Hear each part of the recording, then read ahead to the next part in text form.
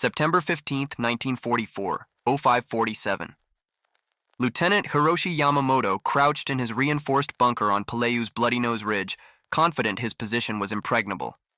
For 3 months, his unit had hollowed coral caves, poured concrete, arranged interlocking fields of fire, and cleared sightlines that ran 800 yards across the invasion beaches. They had studied American landings at Tarawa, Saipan, and Guam. They expected rifle fire, mortars, naval bombardment. They prepared for everything. At 06:12 a.m., the unexpected happened. From a new angle, a heavy weapon opened up, and Yamamoto watched his defensive line collapse in less than 4 minutes. The sound was unlike any machine gun they had trained against. Not the short, measured bursts of their own guns, but a continuous, thunderous roar that seemed to rend the air. It did not simply suppress his men. It tore through coral rock, shredded reinforced positions, and erased soldiers before they could even see where the fire came from. In his combat journal, later captured by American intelligence, Yamamoto would call it Akuma Nabuki, the devil's weapon. What Yamamoto did not know yet was that he had just encountered the M2 Browning 50 caliber heavy machine gun, a weapon whose combination of range, penetration, and sustained power would rewrite defensive calculations across the Pacific. Japanese doctrine had been painstakingly updated after the catastrophe at Tarawa in November 1943. Imperial General Headquarters tactical manuals, circulated to garrison commanders in May 1944, cataloged American systems. The M1 Garand, effective to roughly 500 yards, the Bayar automatic rifle's high cyclic rate, and the lighter machine guns common to U.S. forces. Colonel Kunio Nakagawa, charged with the defense of Peleliu, trusted those numbers when he ordered the island's fortifications: 10,500 men, 500 reinforced positions across 6 square miles, coral and concrete walls 2 to 5 feet thick, and Type 92 heavy machine guns arrayed to create interlocking zones of fire out to 800 meters. Those calculations contained a fatal blind spot. Japanese doctrine assumed enemy automatic weapons would perform roughly like their own. Rifle caliber fire with limited ability to penetrate fortifications. There was no doctrine for a portable weapon that fired a much heavier cartridge with sustained, armor-piercing power at ranges exceeding 1,000 yards. The M2's origins dated back to World War I as an anti-aircraft design by John Browning. By the late 1930s, it had been adapted for ground use. The cartridge on the 50 BMG was massive compared with rifle rounds, delivering enormous kinetic energy and penetration. The M2's heavy barrel and rugged construction permitted sustained automatic fire at roughly 450-550 rounds per minute, without the need for the short bursts typical of lighter guns. Crucially, for island warfare, the 50 round could shatter coral and concrete emplacements that had been calculated to resist anything short of direct artillery. On White Beach 1 at Peleliu, Sergeant Raymond Fitzgerald of Company K, 3rd Battalion, 5th Marines, landed in the third wave with his 3-man M2 crew. They hauled the 128-pound weapon through chest-deep surf under mortar fire and set up in the sand. At 06:14, Fitzgerald fed linked 50 caliber belts into the receiver and squeezed the trigger. The M2 opened with a low, hammering thunder, and its rounds did not merely strike the bunker, they progressively demolished it. Coral exploded outward, concrete fractured and spalled. Dust and debris suffocated the interior. In about 15 seconds and roughly 120 rounds, the gun had rendered the position untenable. Nearby M2s joined in. What began as a single roar became a chorus, and Japanese defensive mathematics met an industrial reality they had never planned for. Part 2. The weapon that changed everything. The impact of the M2 on Peleliu was not only physical, but psychological. Intercepts and after-action reports show how quickly Japanese commanders recognized the new threat. On September 16th, Marine intelligence monitoring enemy traffic recorded a message describing Hell's Machine, requesting guidance on countering American heavy machine guns. By mid-morning, Japanese radio traffic showed panic and requests to relocate to secondary positions, a dramatic break from the entrenched doctrine of holding fortifications to the last man. Lieutenant Colonel Harold Deacon, advancing with the 2nd Battalion, 1st Marines, reported watching defenders abandon positions after sustained 50 caliber fire. Those bunkers were often not completely destroyed. They were rendered unlivable. Dust filled the air, walls cracked, ventilation shafts choked, and the sound itself eroded morale. Where earlier battles had taught Marines to expect dogged, sometimes suicidal resistance from fixed positions, Peleliu showed a new pattern. Under the hammering of the M2, many defenders chose flight over certain entombment. Marines refined M2 employment into a tactical system they called Steel Rain. Reconnaissance located fortified points. M2 sections established positions at 600, 200 yards, ranges where Japanese return. Fire was largely ineffective while 50 caliber rounds remained lethal and accurate, and methodically pounded apertures, ventilation shafts, and structural seams. The technique was deliberately psychological as well as physical. Alternating bursts targeted different parts of the emplacement so defenders could hear and see their protective walls being excavated. By late September, the average time of sustained M2 fire required to induce evacuation had dropped to roughly 15 minutes.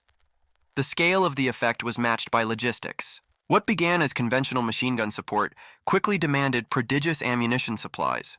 Marine Ordnance reports show M2 expenditure ballooning well beyond initial estimates, weapons firing thousands of rounds per day during intense operations.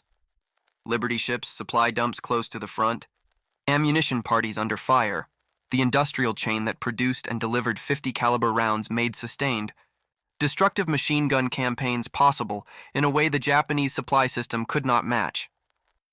Captured diaries and combat journals from the Japanese side give a grim window into the human effect. Officers wrote of men begging to withdraw, of walls that cracked and filled the air with choking dust, of discipline eroded not by strategy, but by the relentless physics of an enemy round and the terror it produced. When the accounts are read alongside Marine reports, a stark conclusion emerges. American industrial firepower, concentrated, mobile, and abundantly supplied, had created a weapon system that changed the calculus of island defense. Where coral and concrete had promised sanctuary, the 50 caliber's steady percussion turned shelter into trap. Where doctrine had demanded holding ground, the sound of Hell's machine pushed men toward survival. American M2 gunners faced no such restrictions. Staff Sergeant Robert Patterson, Weapons Platoon Sergeant with Company L, 3rd Battalion, 7th Marines, described the difference in his combat journal. "We fire the 50s like we own the world's supply of ammunition, because we do. Yesterday, my section fired 3,400 rounds, destroying enemy positions we couldn't even see clearly. Japanese return fire was sporadic, maybe 200 rounds total. They're running out of everything. We're running out of nothing. The arithmetic was brutal. American factories produced more 50 caliber ammunition in a single day than Japanese arsenals could in an entire week. A single U.S. supply ship could deliver more ordnance to Peleliu in one voyage than the Japanese Navy could transport in a month. And those Japanese ships had to survive a submarine gauntlet that American convoys rarely faced. By early October, Japanese defenses were being suppressed by weapons firing without limitation, while their own soldiers rationed every bullet. The conclusion was inescapable. American industrial power had become tactical superiority. The Devil's weapons were fed by a production system the Japanese military had no capacity to counter. Every 50 caliber round fired was more than just destructive power. It was proof of an industrial dominance that rendered resistance futile. Narrator pause. Preparing and narrating this story takes immense time and research. If you're enjoying it, subscribe. It means a lot to us. Now, back to the story. November 27, 1944. Peleliu had been officially secured for 3 weeks, though isolated Japanese holdouts still resisted from the deepest cave systems. The Marine Intelligence Section began the systematic interrogation of 302 Japanese prisoners, an unprecedented number, exceeding all previous Pacific Island battles combined. The interrogation facility, established inside a captured Japanese headquarters near the airfield, was staffed by Nisei linguists from the Military Intelligence Service. Technical Sergeant Kenneth Watanabe, a second-generation Japanese-American from California, conducted a series of interviews that would provide the most detailed insight into Japanese perceptions of American heavy machine gun operations. One such prisoner, Private First Class Koji Tanaka, captured on October 15th after his position was cut off, gave testimony recorded in a classified intelligence report, S-347B. Tanaka had served with the 2nd Battalion, 15th Infantry Regiment, and survived 6 weeks of combat before capture. His words revealed the psychological devastation caused by continuous 50 caliber fire. The sound arrives before death, Tanaka said. We called it Akuma no Unari, the devil's roar. You could hear it across the entire battlefield. When it began, everyone knew someone was dying. The weapon fired without stopping. Our walls shook, cracked, and finally broke. Coral dust filled everything. We could not see. We could not breathe. The sound was inside our heads, destroying our ability to think clearly. Watanabe noted that Tanaka trembled visibly while describing the M2's distinctive roar, a sign of acute psychological trauma. His reaction was consistent across multiple interrogations. The weapon had produced what military psychologists would later term acoustic trauma, the sound itself becoming a weapon. Independent of the bullet's impact, Corporal Hayaki Yoshida, captured November 3rd from the northern ridgeline, offered an even deeper technical perspective. A trained machine gun instructor, Yoshida understood weapon systems intimately. His testimony revealed how quickly Japanese tactical doctrine collapsed. Our training taught us that machine guns fire in short bursts to preserve ammunition and prevent overheating. The American Devil weapons broke every rule. They fired continuously for minutes at a time. We thought it was impossible. The barrels should have melted, the ammo exhausted. But the fire never stopped. Then we realized the Americans had industrial power beyond our comprehension. Yoshida accurately estimated the M2's rate of fire, identified differing ammunition types by tracer color, and noted that the guns were engaging from over 800 meters, distances his training had declared safe. Our strongest positions became traps, he admitted. The walls built for protection became prisons. When the Devil weapons targeted us, we had two choices: remain and die as the walls collapsed, or flee and die under rifle fire. Many chose to flee. Dying to rifles seemed more honorable than being buried alive. Lieutenant Masao Fujimoto, the highest-ranking officer captured on Peleliu, was taken on November 19th in a state of exhaustion and malnutrition. Over 3 days of interrogation, he provided command-level insight into the collapse. Fujimoto had commanded Company K, 3rd Battalion, 15th Infantry Regiment, tasked with defending a key ridgeline sector. Colonel Nakagawa's plan was perfect for conventional combat, Fujimoto said. Every calculation was correct except one: we had no data on American heavy machine guns. When those weapons appeared, our entire defense became obsolete. I requested new guidance 3 times. None existed. The weapons were beyond anything we could counter. By the 3rd week, Fujimoto confessed his men abandoned positions not from cowardice, but from logic. When you cannot fight effectively, dying serves no tactical purpose. The Devil weapons destroyed our spirit before they destroyed our bodies. The interrogation archives, preserved in National Archives Record Group 127, documented a psychological victory that preceded physical conquest. The M2 didn't just shatter Japanese fortifications, it shattered their confidence in the very idea of defense. From December 1944 through March 1945, the lessons of Peleliu spread rapidly across the Marine Corps. After-action reports, tactical bulletins, and direct communications between division commanders transformed M2 doctrine across the Pacific. On December 12, 1944, Major General Roy Geiger, commander of the 3 Amphibious Corps, issued Tactical Directive 1844, based entirely on Peleliu's findings. It mandated increased M2 allocation, at least 1 per rifle company, with additional guns in battalion weapons companies, and, crucially, unrestricted ammunition expenditure during combat. The results were immediate. The 4th Marine Division, preparing for Iwo Jima, saw its M2 complement rise from 48 to 72. The 1st Marine Division, re-equipping for Okinawa, increased from 48 to 84 across the Pacific. Marine divisions were transforming into heavy firepower formations built around the devastating reach of the Browning.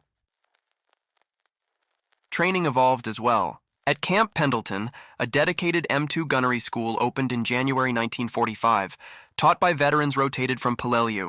The curriculum emphasized sustained fire, long-range precision, and the psychological use of the weapon's distinct roar.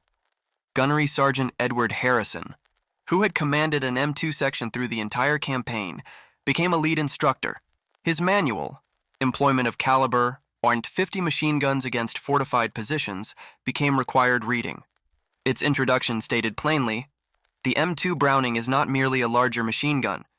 It is a psychological weapon, one that destroys enemy will as effectively as it destroys their positions. By March 26, 1945, 5 months after Peleliu's official securing, the Marine Corps Equipment Board completed its final assessment. The 247-page report quantified what Marines already knew from experience. The M2 Browning had fundamentally changed infantry warfare in the Pacific. Across the 73-day Peleliu campaign, 48 M2s had fired 1.8 million rounds, roughly 37 of 500 per gun, neutralizing 387 fortified positions and reducing American casualties by an estimated 40%. Statistically, it was the most effective infantry weapon system of the entire campaign, but numbers alone could not capture its true impact. Captain James Hartley, who commanded a rifle company through the entire battle, summarized it best. The 50 changed everything. Before Peleliu, assaulting bunkers meant losing men. The M2 let us break positions from distance. It broke the enemy's will before we risked ours. It saved lives, in ways numbers can't express.